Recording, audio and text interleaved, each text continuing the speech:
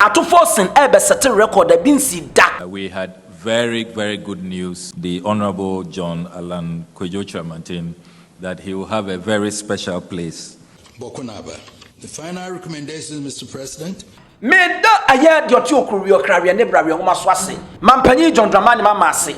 They are only buying their in fact they are deferring their defeat. Yensamayfo nyina kwaba once again emra jumadi yisu asanso atenasia.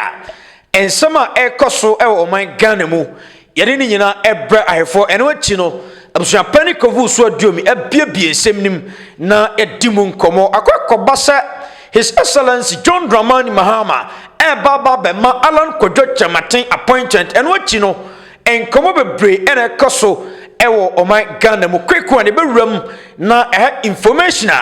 if you eba okopiem ewo Kpandai constituency after Supreme Court edebe to just say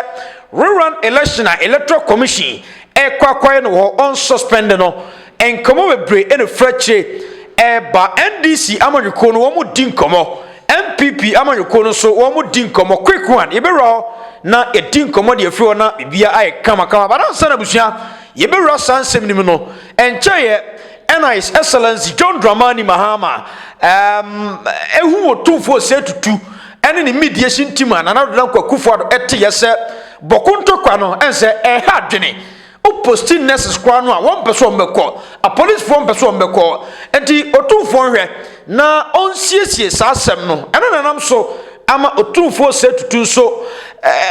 process na se a tese ame no kasei o de report ni nyina kwa koma mampani John Mahama na enkomo bebre so e refreche ba atuse ai tribes ni mienu ete ase na asundua ba no quick one yenkonko tiwe mra ne koba. I have taken the position that the established tradition since 1931 thereabout is that the person who is Bokunaba has the entire Kusasi area. By law and the declarations of the Supreme Court of Ghana, Asugri Abugrago Azoka is a Bokunaba and there cannot be any rival residing in Boku claiming otherwise. I have impressed upon my brother the Nairi to accept that recognition by law in appreciation of the enduring brotherhood that has existed between our two kingdoms in order to ensure lasting peace and eliminate the national and international security threats that my brother himself is so concerned about. I have been candid with my brother the Nairi that the purported enskinment of Mr. Seydou Abagari as Bokunaba cannot stand. I believe my brother the Nairi has come to terms with the difficulties that will pose to achieving lasting peace, which he desires. I have, from the inception, restrained both governments from effecting the arrest of Mr. Seydou Abagari out of respect for my brother the Nairi. The final resolution of the Bawku matters requires that Mr. Seydou Abagari be recalled to Nalerigu by the Nairi to be reassigned to play another traditional role at the palace of the Nairi assisted by the state. Alternatively, he may choose to stay in Bawku as an ordinary citizen of the community, but not to pose as Bokunaba. The final recommendations, Mr. President, I recommend that my brother the Nairi accepts the laws as presently constituting Sigri Abugrabu Azoka as the chief of Bawku and head chief of the Kusasi traditional area. We chiefs, no matter how exalted, do not live above the Constitution of Ghana and the laws duly enacted and affirmed by the courts. Accordingly, the laws which recognizes Asigri Abugragu Azoka must be enforced by the government of the Republic of Ghana until changed in accordance with the 1992 Constitution or reviewed by the Supreme Court of Ghana. The government must enforce the laws and deal sternly with any person challenging the lawful authority of the Abugra Azoga. This is critical to the restoration and maintenance of peace in Kusasi traditional area. I wish to thank you, Mr. President, and your predecessor for reposing such confidence in me and tasking me with the mediation of this conflict with a view to finding a lasting solution. I also want to thank the Nairi and the Bokunaba for their efforts relative to this mediation process. the various chiefs or heads of various communities whom I met in the area who also participated in this endeavor deserve positive commendation. Okay, Mr. Right, Otumfour any mediation team. Okay. And say, I'm going to report to Ninama Penny John Mahama. But then, come over break any free in Semiati Eba. Among four bought His Excellency John Mahama Basso. If you must also bought Otumfour say to Basso, I must say, a issue way, say, and I'm waiting at Timmy Sovia. Wama Bajuma. A quick one in whom come to me. Mame and now I say, na of course, mean to me just ya bra, yen chia ya refo, na yen na wo masi. A fene query ye, almost support me top notch. In who be that? Yamen Yamokasina be a matchre, or brighter media who be ano, on fason someone name ever. The brighter, so we'll wrap back some now coachi. Now reunion mamprusi for, and it kusas for one more element to me once ya. Ache eburu mfinsi aduanan ene da ho ena ebesine enu ntine e kame kwese me ameka amasem se kusasi ni tintasuo na se ho mframa kora kwa kama mpurusi ni ho a etimi kofa ntokwa edeba ema eho oyeni ba ene ade a eduru bia braya na se bra wo se enuanum mienu nyina etenase no omo no asomdua bua mu na asomdua bua na wo banum mu no se bi o enye bibi fufuro bia na di bo edi mpuntudwuma na eba ebe ma de ye ka manage se wo ka nurses doctors ye teachers ye ani ada ai na no ye ka se o master ti a post ti doctors no ukoya sa wo mu reach ni mu a doctors na eye zero obi an report ye director obi ase wonko me banu ma show 7 years no akọ medical school no na ban se bokonko an obe post tu e wa apa is wo se ko yaduma me mo tena fie na me ama yaduma hwe director timem fu wo okro na nkasa mo na asase ne wo mo de anankasa no wo mo nto wo mo ye wie ye ho ne akodidwa ye wie ye ho ne apia bonten there are some places bi aboko ayekusase ni ntimi nwura. There are some places be a man pussy in Timura. Now, who yes, so wouldn't now your ho. Now, do one year say, oh, but Tabatakusas in ya. Man pussy news, one more, and echo to one hay no bedu bonnet. Sounds near one sell, oh, but Tabatakusas in ya. Man pussy for who's I wouldn't walk about Kusasi for, never for how the abba, and to wind the berry she. See at the beto or no more beto, no dear Nigia Beco, no so for Yeduma. Foreign investor Ben or dear Nigia, because or call Upper East. No one can walk be a year near Juma or Mamma Nipania Bia. Just as Sujiba. Made that a year your two career carrier nebra Yoma Swasi. Mampani John Dramani Mama say. I am at the Otumfour Casano Sako back, say previous government here, Narada Kwekufuado. Nina Kefuani Ababedruha. Dear Papa can manage a back was a walker or say. Miniha some may betcha the wedding kunim and I said the wedding cho mini answered you may betcha the or yeah papa and the one ya papa name mono emradini say the 1992 constitution eka the right adeba kwa ya pa ne say ade office say ya wo dia na ese obi pese wo dia ne adin na oji free wonsam no kwasem ni ya na ya pa enu bi na rekese ni ase ba be ye bodom su konti fanima enu na ya na adwe no eti de meka de ache menua no mampurusi kusasi for ne say enso bronko ana nso ndokronko sabi dede ni kokoma ekobofo meya muntimi nkoyi aye koko enko emfiri ho na womfa banku nkosi nchen aye buru na mu ne nya mpampa ani koko di firi ene mama yarega na mu no ne maami firi mampurusi ne papa firi aye kusasi enti omo ya nuanom aye nuanom ya ware wa ha enti edi nti na wo se ekofa menteme wo ase de ba. The best in the say was Sabia Cronto. Wouldn't ni prefer say adia no nye wo dia no. Mesra wo ti ase boko. Na dia ne dia no so ti ase. Santene ka asembi. O say obetimi atena boko ho no mo. Na wadi ne hene. Na ma onya na dwen say ono eye superior. Adan yenuanom eye kusasefo no eba no sa de bracha de asomdue beba eba no sa aban nani be hyase akọ na wo bebiebie nwuma eba no sa wo mo matototo wo mo shop mu ni ade no wo no bebiebie enti eba no sa nairi boko na aba ani wo mo makeka mu na mo nananom a wo mo bre na wo mo nya adwuma nye ene minim yie pa se adehye ni bebre atu okonkran oko aye kumase woko ho woko sanchane ade edi nti na ama omotutuo ni beta yesese wo sie chinya wo da ewa na wo tafre na yanzu so betu nso na guo na ade haban ya hyemu se ni krum boko asundwe wo hono na sabia anya twe wo de aburo hyefom atoko nkate etimi nyini no tumi kotwa na wode no obedi adibrata aden se obetu no de afiri ne krom hono no oba betena be fa pan de aso aso ye pa wo pa na de ne be ne aba ene we santene de aba de John Mahama eka de obi eka no no woni mo betimi so aboa me na ye pa afenu na hemfunu mi no na da no omoto mo ho ase wo ho ase wonim se wo ba ye traditional society na and our traditional setup no man panini kura ya mfanya hwe and nei me ka chiro bi asini piesini ta se wo ba mimi krom pram so kura mimi nia wa ye wo hene wo ho Otumfour brempon no na na jampontua ogina pram so krom ho no ma asemo obeka no akari wait che de John Mahama beka.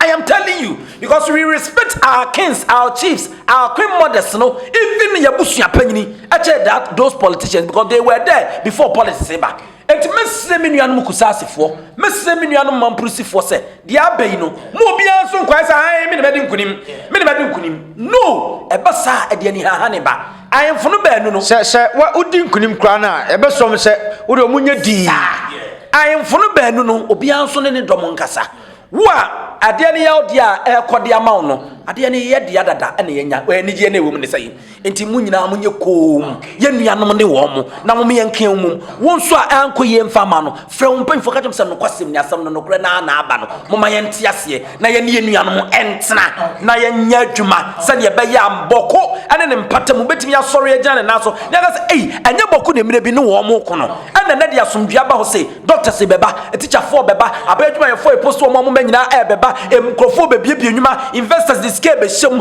eye bokukro na ebebie ebie pa ye mebo me abusia pa ni midi ye bebo mu ahemfo amo ho no mudin ho eti ye da asese ahemfo baanu anase Otumfour ene nanan mo obo mudin nyina aka ho no wo maboa na mampanyin so e de afo so na eko afa ye re the next step e de asodue beba no quick one yenkotie sama okuje tabla kwa e de atudwa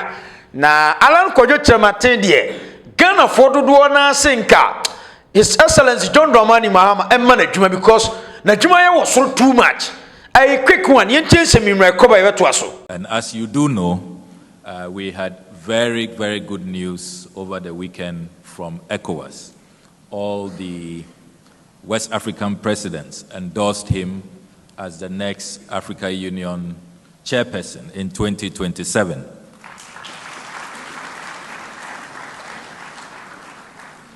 So this convening, it's very timely and very fortuitous. And he will be looking forward to the report so that he can hit the ground running in 2027 when he becomes the chairperson of the African Union. And he has asked me to tell our convener, the Honorable John Alan Ato, that he will have a very special place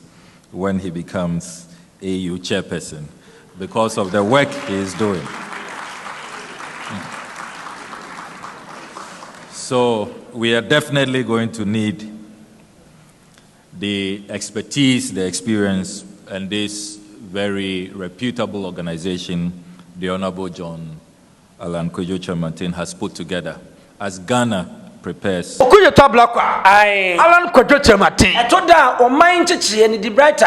enye wo ye NDC ni nko a na wa ban mu enye wo ye MPP ni nko a na wa ban mu mimunu se ye sia hanom na ya na ye ne saa wo ye MPP ni baradwe na ekura no no ebia nka NDC de ne be bata mamuo no ho a ebia nka betimi akwa ani mu ache de ye ekoyi wo ye NDC ni ebia MPP na wo power na nim de ekura no de te NDC mu no ona se ye ka me kai bosomtwa batompesu aso sa atama na me wo no mo o ayi no ofre owura bi wo mo frɛ no Oten no be ya energy minister papa we you good pa o nanso NDC ni ntia nto aba ma no tio wo mo ehunu sɛ wo ye nipa kan ya wo ye good obetimi aboa ma constituency na konkan wo tra ka man komo mudin nanso wo ye NDC ni ntia nto ma no ana koso wo ye good pa o nanso ya hade so ya MPP ni de ya nto ma no. Are we looking for the development of the country, our constituency, our society, our region? And now say yepe obi a one dey chenchenchina yesi ye dey had ye to abama NDC into one yentomano ye to abama MPP into one yentomano no me Alan Kwana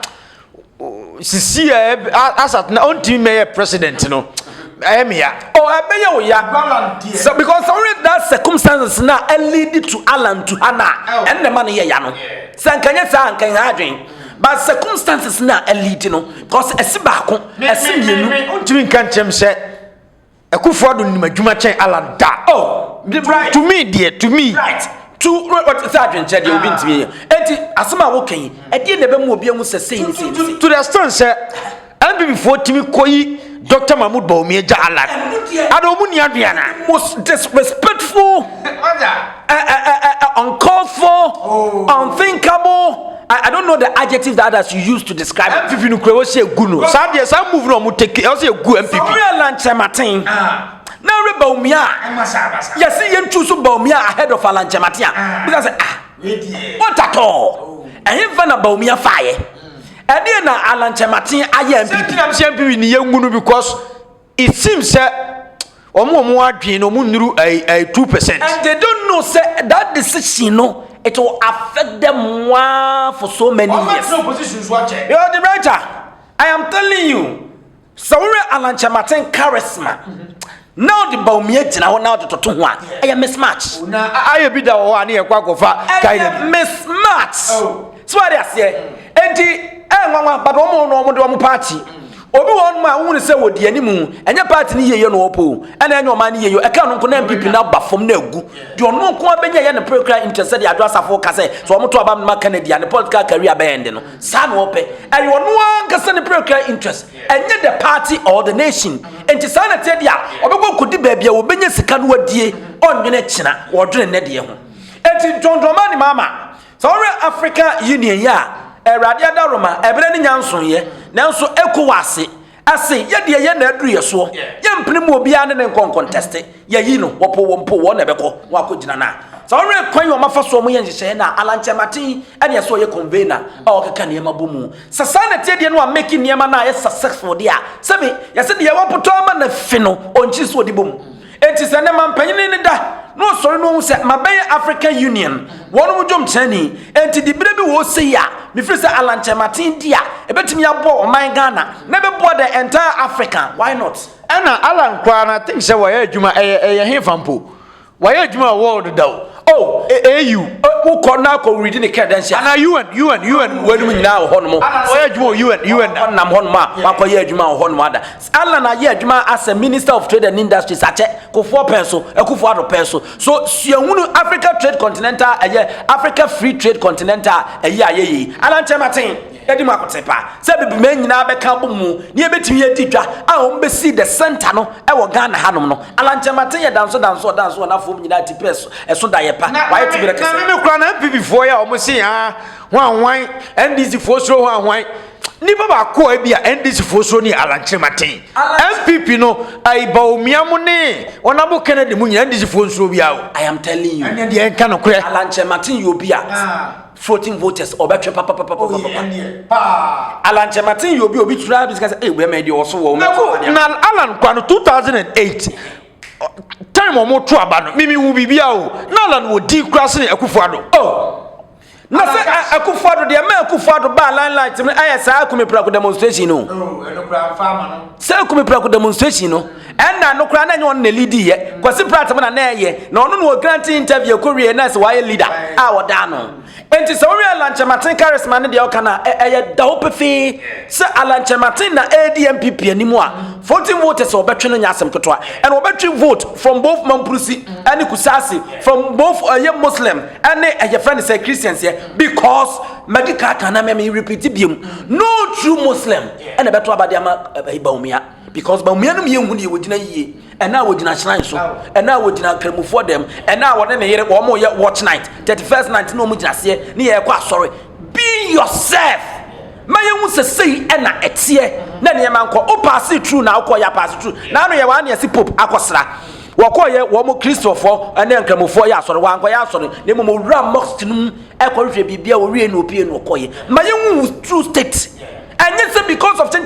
me pa mampanyina die ntino ba bia ni kwasa wo som ma kwa ma do tiwura na wo ko wura ho no eno na Bawumia ya ama ne ho akoye hi ama ono ankasa ne nuan ma ye Allahu Akbar bismillah wa yi no they prefer voting for Christian than Alan your friend Dr. Alhaji Mahmoud Bawumia because omu hu ne status ni yi esana lanche matin ye obetimi atwe voting dia free baby ana ode aba but so melo now based on Dr. Alhaji Mahmoud Bawumia there are some groups avoid voting for Dr. Alhaji Mahmoud Bawumia including one ni religion awo mu eti men encourage aban no omo say rope ya mebo John Mahama abaso yeah a good initiative onyamfa man no ama ye hu position kro de but so wadwene ho kra na ye good initiative mani so ka onka ye bi ya bre o position be na nka onyanka ape o me de ka me pe sports sao de enkode ma omo de ma dabo a o makasa ho na ha bibi sakwa na wo de fo bibi bo munya bibi fofura me de sports na me pe okay me de aya na me pe de wo pa mamre position ana wo pe de aya na me person ni tem bia na me ye free na me timi criticize the economy timi because some command positions say na me wa aban ni mu a area na e be ya de se mbetimi akasa de ati aban no so allow me me kai say me ko wura so da bi mu na Pentecost a me duru ya na e ho ye krokitwam kakra na o ma frem say me metna pulpit so na me say no me pulpit na metna pulpit so be na pastor ejimi ametimi aka che no let me be here send be ya mo fisika nam so mu di kosi prison mo amfancy factory ama mabuna wa so no mu anya metimi ya criticize o let me be here okay enti sanat ye enti me de menya ha ya metna pa na metimi ya bo eja no ene ade enti say ye de wo koto na mu sa adwuma na wo ye enso ani a na betan na fire o di unyimi ni ana oh menyu ni say but me say ye de wo kono antimi anya de a oh minim so betimi aye because all ye bi da and the kind of arrangement any ade no to be frank yes me say me di obi sika kra na me yam hihye me no man ni sika wa wo ye nipa de sa ade ba ko bi na bia no de wo bedidi a but sikadie de uni because me say wo sikadie de odi hu nipa eno ye de na medidi oh on say eba no say enwa dokodoko de bi ba na wo ye na mfaso bi ba no de say obedi bi enwa dokodoko de sese oh say ye de adwuma hyansa say bi kra ko stadium na wa ko stadium no na faso kakra ba ekira say obedi ene de say obedi o man sika de amini oh wo ye adwuma na wie ade no de afọ ba bi nye ho na wo paka na me ko nye ho na wo ka ba bi a wo ko na ko fine na nka hu tamede ko amanka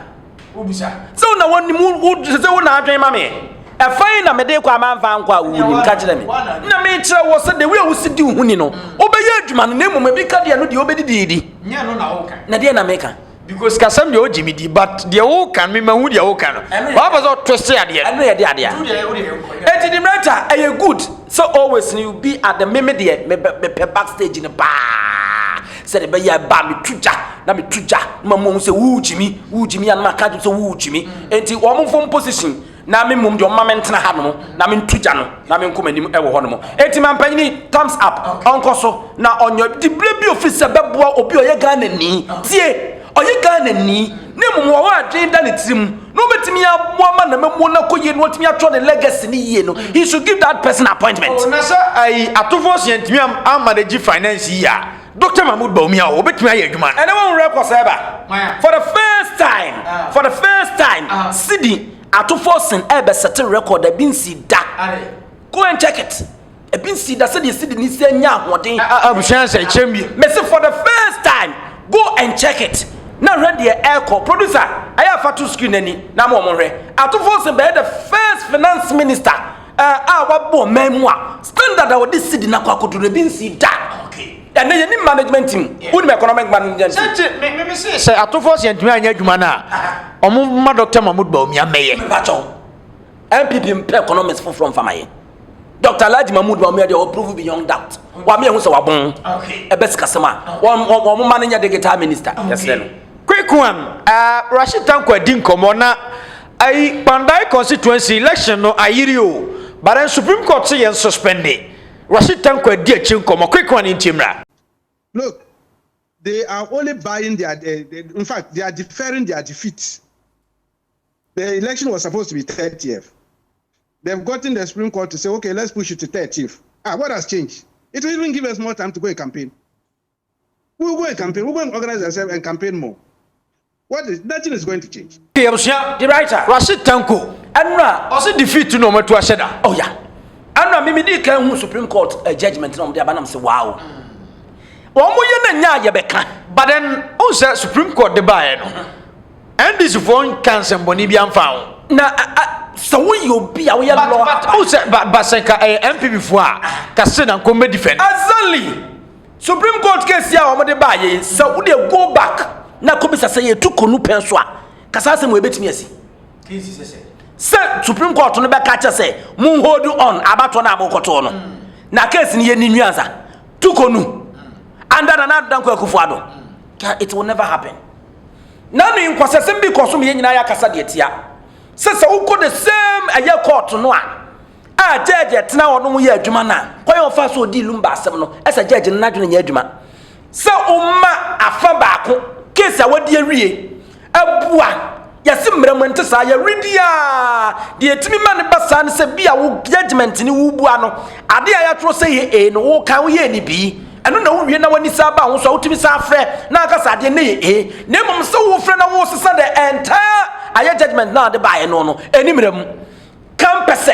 wo ma ofa ba ko 2 hours so on fa raise 20 billion no on fa mra na wo as judge no wo ye adwuma no obusuafo nyina no mo was 20 billion ne da hono enu na ba me say Supreme Court judges for ni bi won ma ma dwene nya adwuma and ekoyo mo fa so mu wili esense bi wo soro wo bruli wie na ese e bia obi afre no was judge podo me the 20 billion bia to account m koye case nse because nwanwa sa de ni timisi wo Ghana and ye nyina ye nwunu Supreme Court no ana se ye nwunu court no se court na ama na dwena nya adwuma koye ofa so high court no ebu asasem for now another court ye Supreme Court ye kese wo land no enso de we aba ko social media na gore both NDC both MPP obi ebo Supreme Court na ba so say this time na emra ye adwuma court no enye kangaroo court edi mra so at least enkama lumba abusuafo no say e bia 1 week omo mfa mpe 20 billion mfamra wo di 2 hours yes asewu na se no na ye na yes mfa to nti na amade duani ne ra ho and it's already nra say the Supreme Court no court na se no mo de say gina ye we by the brata menye Leonard men call law school da but the brata a normal sense and a common sense no asam no ye de aba court wa ya appeal ye ni asam ni ye de ne koto aba ti sa koto aba ni wie sesei na se NPP lusu na court ni asam ni wie no wo se ekwan high court no fa so bu ai watamale no enya ne kwa so a ebe de na ayeya mo asesa no enti wo se wo hold no na court no wie asam no no wie asam ni wie a ne ehu se ampa nyindam osefata onsam fata ye koto abani biem anasa ye nkoto biem and no and the best thing and when ebeto on my brother you don't need to be a learned person as a lawyer or as a judge and son one who say certain way free Supreme Court to ebey nyansa wom afutu wom eto sumu eyi ni pepepepe ne dia ba beto ho ba so kotena se na akoyo hu judge kobo a wo gigi sika said the announcer the buy na ebinom je waache ani nkosua ne nkokɔ ebinom de ses ene bu ntanchia wo hono no a eba sa Ghana fo nyina beka said yetio afa gidi ewo ewe Supreme Court mu na enwunu se sone a ye de nsuo de agumu wo mfa nu hanu ha na nsuo ni nyina de asa ye bɔ mpa ye ka se kakra gidi a eba Supreme Court no ma eba famo ne from say inanimous no enne ye befo ne penso no omo nsakira ne emem I think that this judgment no it is in the right direction afa ma yenko computer so o see defeat in MP omo tu aheda the writer onim the chairman and a electoral processor wa NDC mo benim de ache me call minim nti onu mu nim ne o maye omo no nim so far e form na omo ko e se de ne emasi ka e ko de ma wo government in power dabi sir dabi na oso na omo electoral process no wada no o ma ne bo ama na ja government in power niema bi be ye niema government in power no niema na ye niema no se obekwa akwacha niema te se MPP chair wa asen no bada amfa no and will be anyone more up and down my Obana Brunya, yes, I want some mama panda for Brunya Nanya do. We'll send Combrian by the pa. Oh, bloody young people. And more, and one, and the man can be soon, both parties in combat. I don't know Supreme Court on 1 10. Now, one cock and any mucra. And I'm more Brunya Crania day. And to one winning your more young or council, and the woman research on my Amaka. Mine one said. Ye beto aba no omo make statement bi so omo ade omo resource beba and ye to aba no wi a edan na beto aba no be wi na omo be dikram ye hu and wonim se NDC yes ade no e ma ye to aba no wi ye bo nwumre be se 9 no na ye hu resource omo nya na yisi no kura ntimi mfa maye enti omo nim de ɛnneɛma a wɔde agu kwa mu no mu nimu enti na bia Rashid eka sɛ MPP nkugo no wɔn to de asɛda ɛde ama wɔn bibia and indeed now nothing has changed Supreme Court meka sɛ Yindam ɛyɛ MP ne bo se abato no na asɛm ye ni nwie enti no yɛn twensensen kopem sɛ January 13th a wɔn bɛfrɛ 2026 na wɔn hu de yɛbɛkɔ akosi ansa na sɛ renran bi wɔn ma akɔ so ɛno kɔ na sɛ give both parties no long time we no eni kwasa wo koda se bronya wo de ya campaign no na odi because obi nim de 13 fo ni besi ebia na renra no wo begya tum na abato commission free one na wo be ma 30 days na ebia February mo kwa akoto aba no ahoboa ben eno aye se de Otumfour ne boy asesa don ni frewa ahoboa ben na wa ye akonta ben na obebuo ahoboa ben na wa ye so ka sa anyum no se ma me bi no otebola kesim kwada so Onobo ina mejina eda edieche ina mejina o na mi ni jina bia o anim sa wote wo boni mu a na wo ni jina bia o anim na sister ko kan tokwa e wo kwada so boda kesim enti entokwa no na sister na one ni nya ntokwa no so sore ya ena hin na obejina na hin na obejina enne bola kesim ya na me ni wo yejina ni atrotro bibia mu enti nyame ya adom Kpandai kwa na ndisi ni MPP on be kwa kodina o ma chocho bibie mo ame ehu de nkonta no e be kwa akosi yemfansi ye di sia ye da ya hwefo asebiem se ye wura bronya bosome mu nyankopon mo wo bia mo hwe ye firi krom ha mo hwe ye firi amanane on so am wo ne kore taban so de be musuo akwansia ensohwe ene amane onyimfa firi mu nyina so won so am wo ne kore ta mo ba Ghana elu pram betre mo fam bedu jojo afe me ka se minya Christmas bi pa keme kwa brochiro keme kwa kodi holidays oh me dia brochire de ba bia menya bia me ko me dia me nsam de nya ta matna brand ma ko duru Togo Kpandai Togo David Togo dia me mpe Africa ba bia me mpe afi na wo kasa enti Africa de wo mpe kamdo ko Morocco mako pe 5-star hotel bia mo akodi okay Morocco kra se hoye Africa oh hoye ba hoye Morocco ni South Africa de me pe Egypt oh Egypt no me consider me pe Egypt de me pe Egypt me pe Morocco me pe Algeria me pe South Africa South Africa say hold the power it's a North Africa countries in open oba South on so South Africa pe Zimbabwe no na Comoros na Ghana tell them do kwa but Dabi say ye be do Christmas na that time na snow ne to no nti ugina akra na unwanim nti na anu ya na me wuyo antimi am si oh Christmas bi o am nya pa me sika me nya Christmas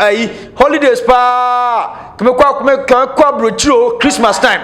say Christmas no no mu nyina dwane ba ha ai say Christmas no kwa tu nyina ba bi kwa ntwa picture ati mu ko US a omo frɛ won sɛ omo sɛ Florida na ya na awia bɔ na na asese enti yes kafo ni nyina no makɔ to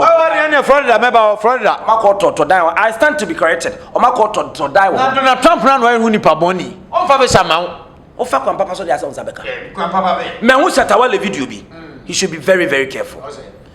Donald Trump ma o magana ni bia vesa e mo man o ma America nam say ni motivation de yes video we kire say ya be sre ya de bia ya mo me very very careful obi ti say Shatawale no the kind of mileage awo no eso pa anyway I can say you are speaking English in so pidgin America man panyi betimi atie the embassy betimi atie because you carry weight and then you maybe one my me ne sa me ye nyina ye pekwansa America ne nya bia beko because na me no ka say they are all proper keke kura no boso me de be ma no wa wo be tu sen e wo hospital boso mu nya enti denti na wo so be transe na yesa enti afisu ye no bi ma we invite so kwaku bra Florida bra Massachusetts bra aye wan ne keke ka ho na bra na bedi New York City nya New York City abego you know so yanka America bro for kakra mo kan zembo yanka America bro for kakra no na make New York City shit man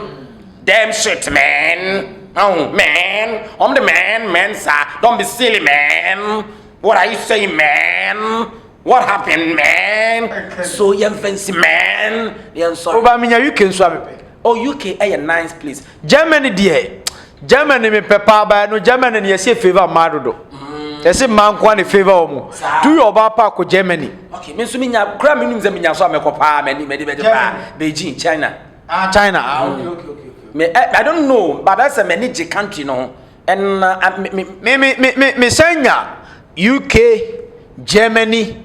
baby omo bov Netherlands so football ho. Me pe football pa na me pese me mabobo. Me pese me mabobo. Omo gu ho.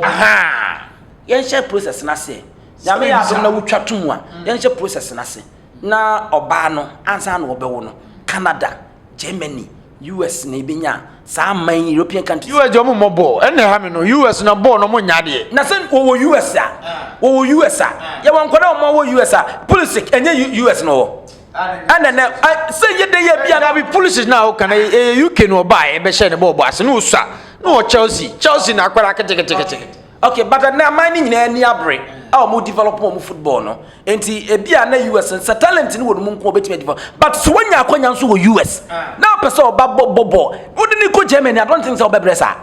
Since our Ghana. So what I say. Enti baby what my stepping stone. Open football nation no. Any country ye Europe one mo, America one mo be yi tie no. No what ukọ. Ukwa then now wabo ho your favorite country now person oba no okoso no. So yan chase e beto mo na people na chase. Oba na be wa pa. No akwa wo ho. Nye no I citizen. What the amount? Afi be kakra no din people no dia bepa. Na wuwie na akoda na koso ya se wa mo busu ya panyi be jam na ni asese de abon boxing. E ba be ye se ai e na ye panyi e we ja ne ho e na 17 years. Ya ma no mehwenu funa. Mi wo fia no mo nka be hu de besie. Sankwa asem na ekoso na ebi no so sansamfo so bi ni so e ma na ebon no ye wo hanom ye behwe won anu ba ko e trende aye side check awakwaji obi kunu ama papa na wu ato no so won na wo miensa onim papa ni krom onim na busuani bia manso na asem na si anu wo wu ato no so afa no obetra nte na esre so wo mommo a onefunu no omra no mmefa na mempa ya me bon se obi ota obi kunu bia wo agi obi kunu no wamfa kwan papa so bia no be ma ni hu nto no so na funu no fanare na otwetware na so nsɛmfo so saa na daakye wo ba ɔkɔ aware na obi si wo yɛ side check na oba begye no na wo yɛ maame na otena ho no na okoso ne nyame wo hata so wo na atua wo ka na sɛ o fight for legal wives. I am fighting for legal wife. Me wife for legally married. And I will never be happy. So be free baby. And I am respect man so. Yes, sir. That the lumba issue ibai. Among forces na mema pa nanka mo be kebia mo dobroni ena mema na mo say kebia ma legal wife sans mu ba bia no kwere da ne yemfa nto ma me pass this simple comment na menko ena mema de timi ware ena mema de timi di oba bia pebia munya san kwasesem no mu de mema de sa na mu gum won ma say ne lumba ne odi feel na ekwasam ado no say ya nyan mema de mu de mu kote na mutimi di wurawura ba bia no se be ma no wo mu ni twa wo nso kote bia wuram be yo mu de wo sa yese de obidi ye wa enya ode no emfa ye onua. And I'm not against about our rent aso but the bia me nsema me kan say so pass our Bible our rent aso Bible ria e bia kan ye ho pass through the right channel. Men koye married under the ordinance. Married under the ordinance and maybe no ma ho kwan so betimi aware bi maka ho unless legally pass afaso no ogu aware no aware dodo no kwa no yese se wo ba ba ware di kan o yire nkasa ote ase a ane yese de obeya ma we no yesa de na nso ma we wo kwa ye nua no muslimifo no kramofo bi wa mo hwon be ka chew se empo na wo mo akoran no ammo mo kwan so mutimi ware fo no sanje se yi da ho se wontumi nya ne pepepepepepe wo ma se de so obefa we ya no pa na fa ne twice wo so ko agya won so afa no so twice ntim ko fa ma mu na twice na ko agya won na ko ma no one shot pe wo wie na wo ko ahye to so I was the same shot na de ma no o ton tomato pepepe fa ko mom but ye nipa e de ye ntimi ni hye no so ntina eye Paul kae se be yan ka mu nyina mo nya same na mom na makono nti obi ampe baako ti so so be ware mienu na miensa so a hwe won tutu ye na mu nyai mema de na mu gum ho anim ase no because emre bie no wa kasa mema de di sa hwe na nim kwase de aba enti mom ye ntena se as men. Let's think as men. Da bia meka say ye body akwa no monoma akwa no uyi ani ne hwene we firi won ma de so pa ye kote enso nche ye nsa but no ne ma ne control ye nkwase control. Let's control ourselves, our feelings. Me di kan ka say sorry to say me na me control me be ma nya me be ma ne control be bia wuntimi control feelings bia wo ye jimefo adwen na utim wadwen wo fom te sa akoda ya wo no foforo ene de mai bebo abaso oh bema bi onim nyansa bia so babo mabaso oh yes enti wo ye bema control your feelings and we jan wa betre German lumba nis akoso se wa ho ne jan yonko ho eye lumba mom ne jan ho betre Ghana enti mom yem face the right na yen ka nokre na aka nokre se ya na obi di watama nyankopon hata okre nim se o ka nokre ni we betimi aye wo yerema sie kwabesa ba bi mi akra mu nyina